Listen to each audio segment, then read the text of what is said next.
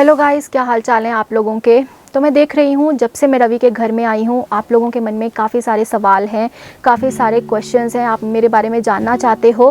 क्योंकि आपके वीडियोस में काफ़ी कमेंट्स आते हैं जहाँ पे लिखा होता है कि मैं आखिर हूँ कौन, मैं क्या करती हूँ, मैं कहाँ से हूँ, पुणे से हूँ, अफ्रीका से हूँ या हिमाचल से हूँ, मेरी क्या हिस्ट्री है, क्या बैकग्राउंड है, ये सब। और उसके साथ ही जब रवि ने लास्ट वीडियो उनके चैनल पे अपलोड करी और उन्होंने मेरे बारे में कुछ मेंशन किया कि मैंने कैसे लाइफ में स्ट्रगल किया है, कैसे एजुकेशन कंप्लीट करी है, कैसे माँ के लिए घर खरीदा है, ये सब।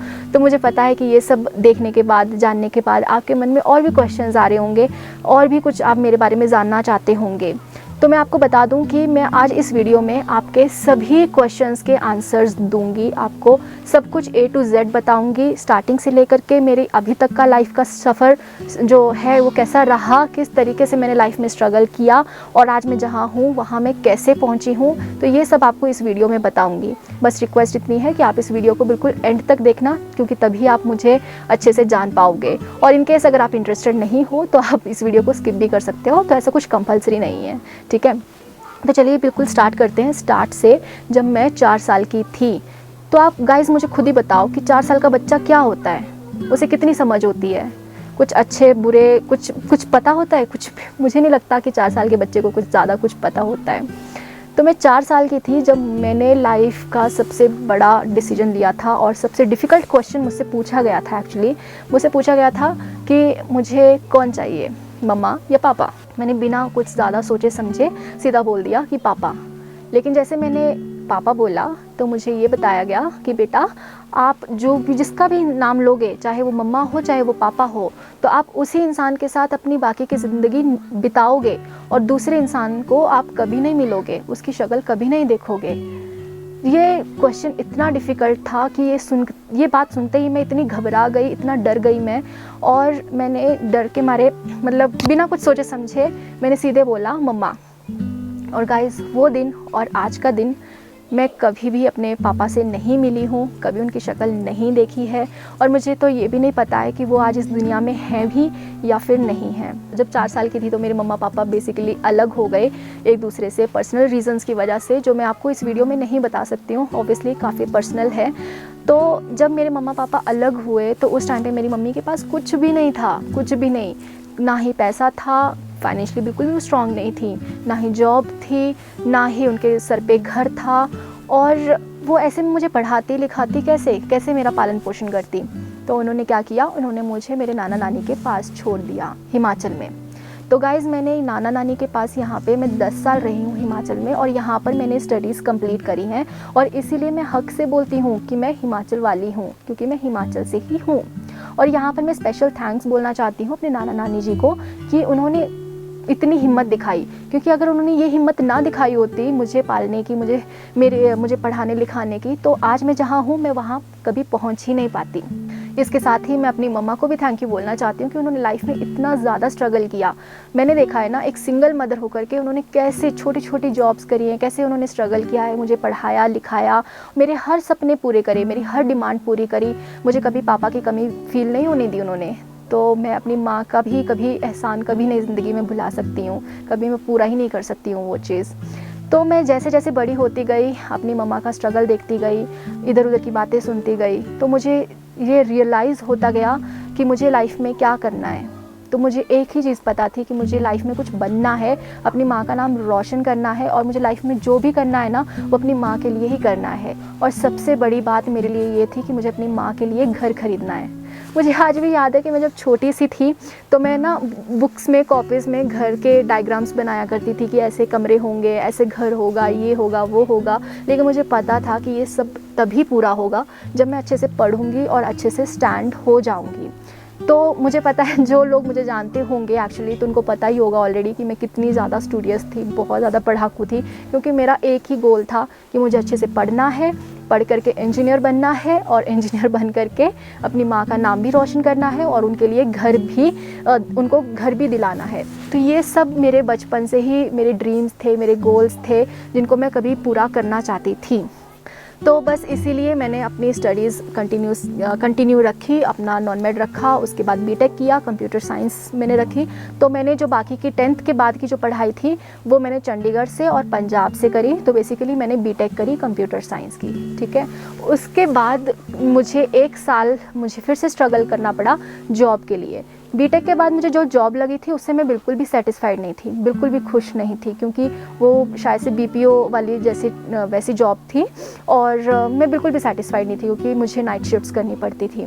तो उस दौरान मैंने अपनी मम्मी को पूछा, मम्मी को बोला कि मम्मी मुझे सिर्फ आप 1 महीने का टाइम दो, 1 महीने में अगर मुझे मेरी पसंद की जॉब नहीं लगी, मुझे नहीं मिली, तो आप जो बोलोगे मैं वो करूँगी, जैसी आप छोटी मोटी जॉब बोलोगे मैं वो कर लूँगी। तो मुझे आज भी याद है, मैंने वो 1 महीना काफ़ी ज़्यादा स्ट्रगल किया एक अच्छी जॉब ढूंढने के लिए, और फाइनली जब मुझे जॉब लगी तो वो तो मतलब मेरी खुशी का कोई ठिकाना ही नहीं था। वो मेरी लाइफ का सबसे हैप्पीएस्ट डे था जब मुझे जॉब लगी थी, क्योंकि उसके बाद ही मैं अपने ड्रीम्स को एक एक करके पूरा कर पाती।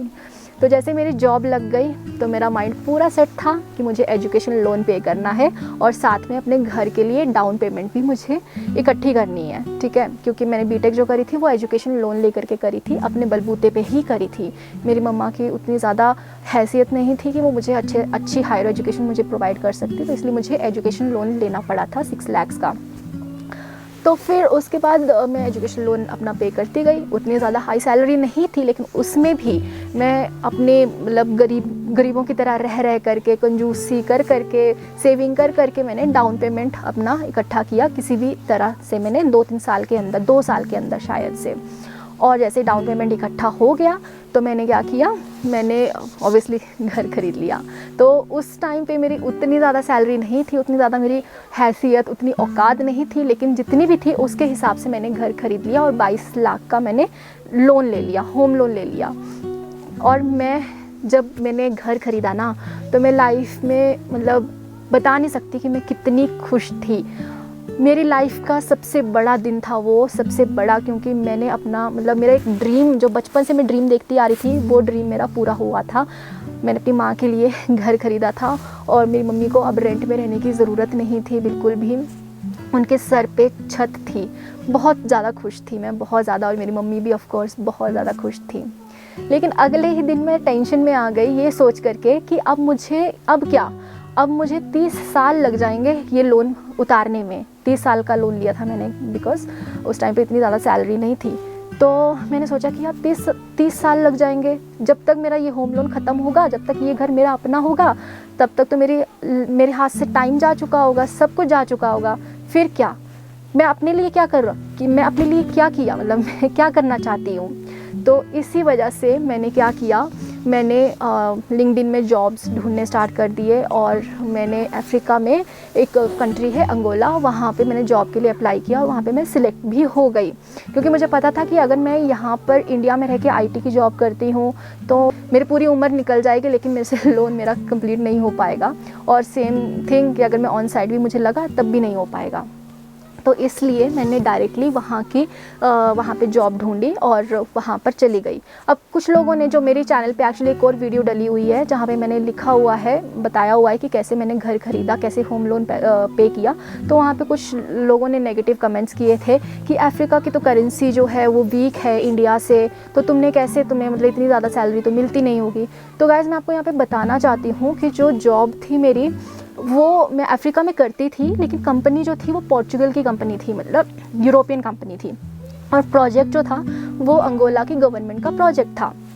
तो इसलिए मुझे ऑब्वियसली जो सैलरी मिलती थी वो मुझे डॉलर्स में या फिर यूरोज़ में मिलती थी, काफ़ी अच्छी सैलरी मिलती थी। और जो वहाँ के रहने पीने का जो खर्चा था सब कंपनी ही उठाती थी, चाहे वो घर, ड्राइवर, गाड़ी, मेड, खाना पीना सब कुछ कंपनी ही उठाती थी। तो इसलिए मैं विदिन 7 to 8 मंथ्स में सेव कर पाई और अच्छा खासा सेव कर पाई। और मैंने अपना जो 22 लाख का लोन था और 6 लाख का जो एजुकेशन लोन था, मतलब टोटल 28 लाख, पूरा मैंने विदिन 7 to 8 मंथ्स मैंने पूरा पे कर दिया और मैं फ्री हो गई।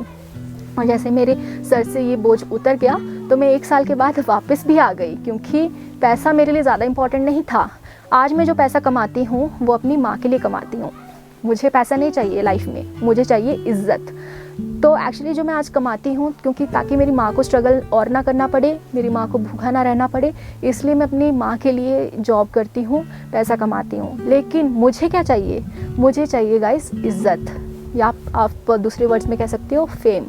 तो ये रीज़न था कि मैंने यूट्यूब चैनल स्टार्ट किया अपना पिछले साल 2019 में। तो जब मैंने ये अपना मतलब यूट्यूब चैनल स्टार्ट किया तो मेरे मन में एक ही चीज़ था कि मुझे चाहिए इज़्ज़त, मुझे चाहिए फेम, मुझे चाहिए नाम, मुझे लोग जाने।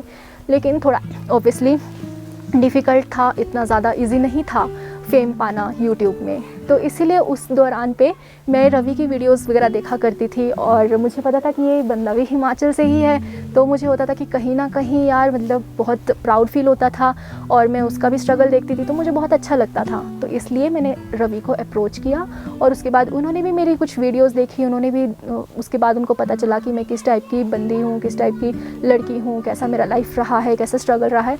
तो उन्होंने मुझे अपने यहाँ पर इन्वाइट किया और मुझे यहाँ पर बुलाया खुशी खुशी, और मैं भी खुशी खुशी उनसे यहाँ पर मिलने आई। अब लोग कहते हैं कि मैं यहाँ पर यार सिर्फ सब्सक्राइबर्स के लिए आई हूँ तो गाइज़ उसमें कोई डाउट नहीं है, ये एक कोलैबोरेशन था। मैं चाहती, मुझे पता था कि मुझे एक रीच मिलेगी, यहाँ पर आऊँगी तो मुझे एक रीच मिलेगी, लेकिन उसका मतलब ये नहीं कि मुझे सब्सक्राइबर्स मिल ही जाएंगे, क्योंकि सब्सक्राइबर्स तो तभी मिलेंगे जब मेरा कंटेंट अच्छा होगा। बट खैर मैं उतना डिटेल में नहीं जाती हूँ, वो तो आप पे ही छोड़ती हूँ, आपको ही डिसाइड करने देती हूँ कि मेरा कंटेंट अच्छा है या नहीं है। बट या ये रीज़न था कि मुझे ये था कि तो गांव भी एक्सप्लोर कर लूँगी, स्नोफॉल भी देख लूँगी, घूम फिर भी लूँगी और उसके साथ ही एक अच्छा बढ़िया सा कोलैबोरेशन भी हो जाएगा। तो ये सोच करके मैं यहाँ पर आई थी और अभी भी मैं यहाँ पर ही हूँ। तो गाइज़ ये मेरी लाइफ की कुछ ऐसी जर्नी रही, मतलब इस तरीके से मैं यहाँ पर जहाँ पर आज हूँ रवि के यहाँ पर भरमौर में, तो इस तरीके से मैं यहाँ पर पहुँची हूँ। और आप लोगों के प्यार की वजह से, आप लोगों के सपोर्ट की वजह से आज, और रवि स्पेशली रवि की सपोर्ट की वजह से, so special thanks to Ravi also, कि उनके सपोर्ट की वजह से ये पॉसिबल हो पाया कि आज मुझे लोग जान रहे हैं, ज़्यादा नहीं थोड़े बहुत ही सही, बट आज मुझे लोग जान रहे हैं, पहचान रहे हैं, और जो मुझे चाहिए था लाइफ में वो मुझे मिलने स्टार्ट हो गया है। सो गाइज़ कुछ इस तरीके की मेरी जर्नी रही यहाँ तक की। तो आई होप मैंने आपको आपके सभी क्वेश्चंस के आंसर्स दे दिए होंगे, तो आपको पता चल गया होगा कि मैं हिमाचल से ही हूँ, 10 साल हिमाचल में ही रही हूँ। जो ये सब गांव के काम करती, मतलब जो वीडियोस में आप देख रहे हो, तो ये सब मैं एक्चुअली कर चुकी हूँ ऑलरेडी। जब मैं 10 साल यहाँ पे रही हूँ, ऐसा नहीं है कि मैंने कभी ये सब नहीं देखा है, ये सब नहीं किया है। और अफ्रीका में भी रही हूँ, और मेरी जो जॉब है एक्चुअली अभी करंट जॉब वो पुणे में है, लेकिन कोरोना वायरस की वजह से, लॉकडाउन की वजह से वर्क फ्रॉम होम कर रही हूँ, और वर्क फ्रॉम होम करते करते मैं यहाँ पर हिमाचल को एक्सप्लोर भी कर रही हूँ। सो दैट्स ऑल गाइज़, मैंने आई थिंक आपको सब कुछ बता दिया होगा अपनी लाइफ के बारे में। लेकिन अगर आपके मन में और भी क्वेश्चंस हों, और भी कुछ मेरे बारे में जानना चाहते हो, तो आप मुझे कमेंट सेक्शन में पूछ सकते हैं। आप अच्छे से पूछिए, कभी मैं Q&A वीडियो करूँगी तो मैं उन सब क्वेश्चंस के आंसर्स आपको ज़रूर दूँगी। तो आई होप आप लोगों को मेरी ये वीडियो अच्छी लगी हो। अगर अच्छी लगी है तो आपको सब्सक्राइब करना है और बेल आइकन को प्रेस करना है, वीडियो को लाइक करना है, शेयर करना है, कमेंट करना है, एंड ढेर सारा प्यार बरसाना है। ओके, तो मिलती हूँ नेक्स्ट वीडियो में। Till then bye bye.